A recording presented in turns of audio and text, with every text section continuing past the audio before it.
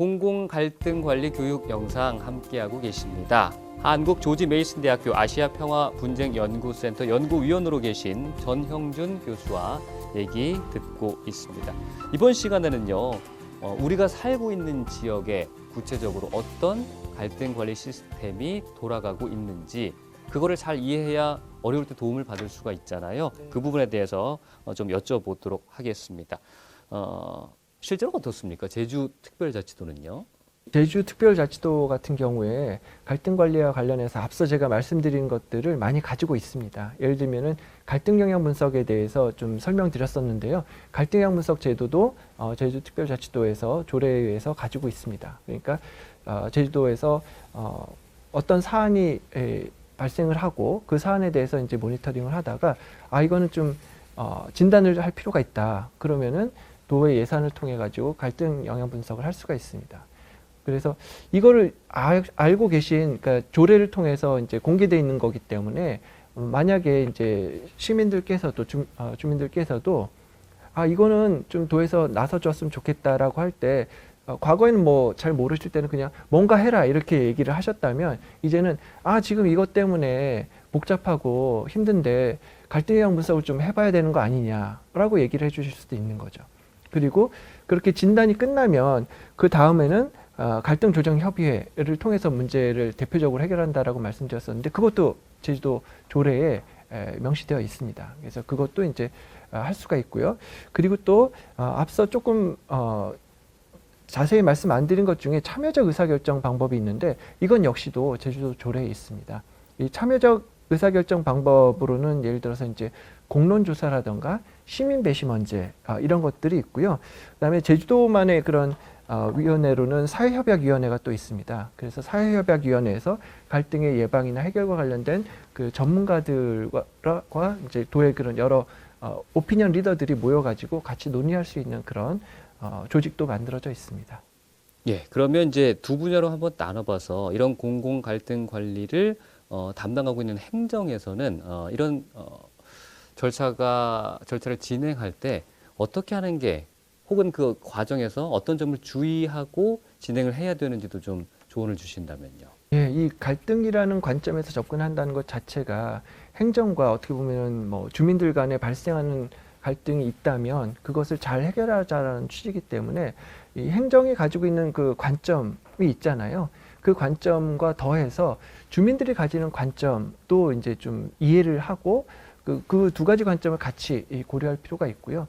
그리고 이 영상은 어떻게 보면 이제 도민들께서도 보실 수 있는데 도민들께서도 도민들이 가지고 있는 관점과 더불어서 행정은 이러이러한 좀 제약이 있을 수도 있고 이렇게 다르게 바라볼 수도 있다라는 거를 같이 이해를 하셔서 양쪽이 이제 같이 문제를 풀어나가는 그런 관점을 양쪽 모두 갖는 게 이제 굉장히 중요하다라고 할 수가 있습니다. 그럼 도민 여러분들께서는 이제 내가 이런 일과 이제 연관되어 있을 때 구체적으로 이런 시스템이 있다고 말씀을 해 주셨으니까 뭐 어디로 연락을 해야 될지도 막막하실 수도 있어요. 또 어떤 절차로 진행되면서 어떤 도움을 받게 될지도 궁금하실 수도 있고요. 간략하게 정리를 해 주신다면요.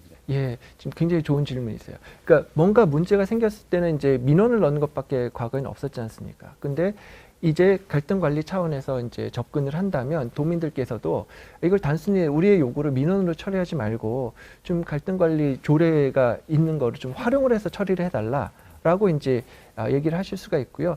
그 조례와 관련해서 담당 부서가 있습니다. 도에 그 담당 부서에 이제 연락을 하시면 될 것 같고 다른 시에서 비슷한 사례를 하나 설명을 드리면 수원시에서 시민배심원제를 통해서 문제를 해결한 사례가 하나가 있습니다.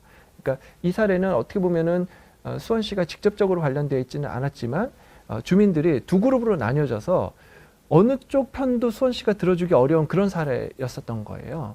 그러니까 어떤 그 신분당선의 역 이름을 정하는 사례였는데 SB05라는 가칭이 부여되어 있던 역하고 SB05-1이라는 그 바로 옆에 역하고 둘 다 광교역이라는 이름을 달라라고 하는 주민들이 90%가 넘는 상황이 있었습니다.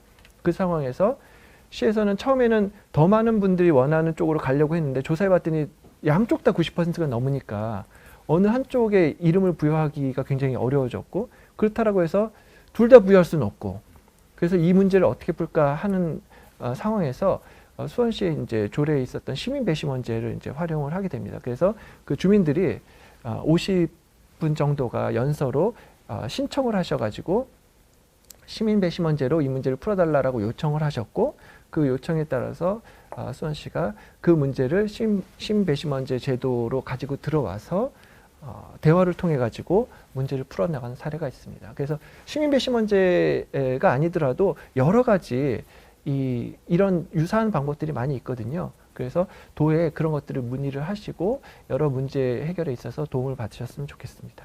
궁금한데 그 배심원들은 그러면 어떤 이제 뭐 중재를 하게 되는 건가요? 아니면 조정의 역할을 하게 되는 건가요? 좋은 질문이시네요. 그 시민 배심원제라고 실제 사례니까 그걸 다시 이제 좀 더 깊이 말씀을 드리면 네. 요쪽 역의 주변에 사시는 분들이 이제 한 집단이신 거고, 요쪽 역의 주변에 사시는 분들이 한 집단이신데 이분들은 서로 입장이 분명하잖아요. 그래서 이분들은 중립적이지 않은 거죠. 근데 이제 미국 영화 보시면 요즘 우리나라도 배심원제를 이제 하다시피 배심원으로 이제 시민들이 쭉 앉아 계신데, 그분들 같은 경우에는 이 양쪽하고 무관한 분들이 앉으셔야 되는 거죠. 그래서 이분들도 시민이시긴 하지만 이 두 지역하고는 무관한 분들을 이제 뽑아가지고 이분들이 말하자면 결정권을 갖도록 하는 제도입니다, 이거는. 그래서 그럼 이 양쪽에서는 어떤 역할을 하냐? 이분들을 상대로 설득하는 역할을 하는 거예요. 왜 우리가 그 이름을 가져야 되는지, 왜 우리가 그 이름을 가져야 되는지 서로 이유가 다를 거 아니에요. 그 이유를 각자 설득을 하고, 그거를 듣고 나서 충분히 듣고 나서 이분들이 따로 자기네들만 모여서 1시간 정도 숙고를 하고 결론을 내려서 알려주는 거죠. 그리고 그거를 시에서 받아가지고 그 후속 행정 절차를 진행을 하는 방식으로 해결된 사례가 있습니다. 거기서도 만약에 끝까지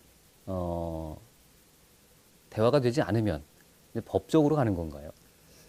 그것 같은 경우에는 이제 그럴 수도 있긴 한데, 사실은 여기에서 많은 것들이 다뤄지기 때문에, 그리고 법적으로 간다라는 것은 어떤 것이 법적인 차원에서 위반되냐 안 되냐 이거를 주로 보잖아요. 근데 보통 이렇게 가는 것들은 법적으로는 이쪽을 해도 되고 이쪽을 해도 되는 것들인 경우가 많습니다. 그래서 행정에서 둘 다 할 수 있는데 그렇다고 둘을 동시에 할 수는 없는 경우에 이 절차를 한 거기 때문에, 이거에 대해서 혹시라도 뭐 이렇게 수용하기 어렵다 하더라도 사실상은 뭐 법원까지 가기는 쉽지 않은 경우가 된다라고 할 수 있죠. 어느 정도는 좀 힘이 있는 효력이 있는 거군요. 사회적 합의라고 할 수가 있을 것 같습니다. 예. 네. 참여적 의사결정 방법 말씀해 주신 이제 이런 방법들도 들어가겠죠. 예. 네, 맞습니다. 굉장히 의미 있는 그런 방법 같은데 좀 더 덧붙여서 설명을 해 주실 수 있을까요? 예, 지금 이제 우리 사회에서 사실은 당사자, 지금 두 집단 예를 들어서 말씀드렸는데, 가장 바람직한 건 당사자 간에 합의가 되면 그것보다 더 좋은 게 없죠. 근데 방금 말씀드린 그런 사회적 합의를 만들어 나가는 과정에서 이제 중립적인 제3자가 개입을 하게 되고 때때로 판단까지 하게 되는 거는, 이 당사자 간에서는 서로 자신들이 생각하는 가치 혹은 근거 이런 것들을 양보를 못하기 때문에 이런 쪽으로 가게 되거든요. 그래서 앞서 이제 갈등 영역 분석이라던가 이런 것을 한 결과를 봤을 때, 이건 당사자 간의 대화로 된다. 그러면은 당사자 중심으로 해결하는 게 1순위입니다. 근데 당사자들끼리 모이면 절대로 합의가 나오기가 어렵겠다.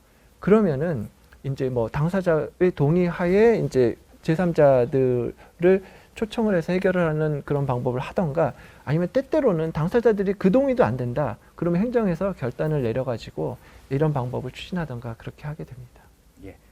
지금까지 이제 여러 편에 걸쳐서 갈등과 뭐 조정 또 협상과 관련된 공공관리 갈등에 대해서 좀 얘기를 나눠봤는데요. 정의의 말씀을 해주신다면 어떤 부분을 좀 강조해서 말씀을 해주실 수 있어요? 예, 공공 갈등이 발생을 하게 되면 사업을 때때는 이제 사업 중심으로 발생을 하는데요.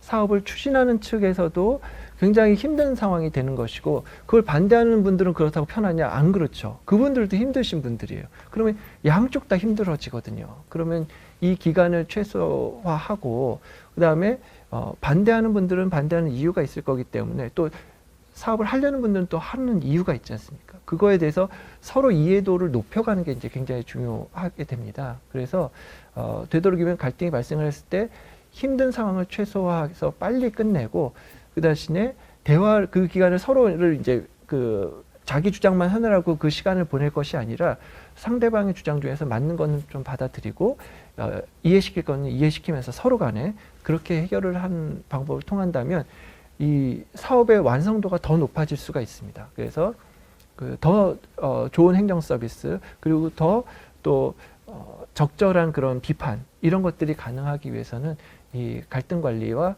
이 갈등 해결에 대한 그런 프로세스들이 공무원분들도 좀 적극적으로 활용해 주시고 또 도민분들께서도 많이 활용해 주셨으면 좋겠습니다. 네, 결론적으로 더 나은 그 방향으로 가게 된다면 이 갈등이라는 것도 긍정적인 면이 분명히 있는 거예요. 네, 있습니다. 예.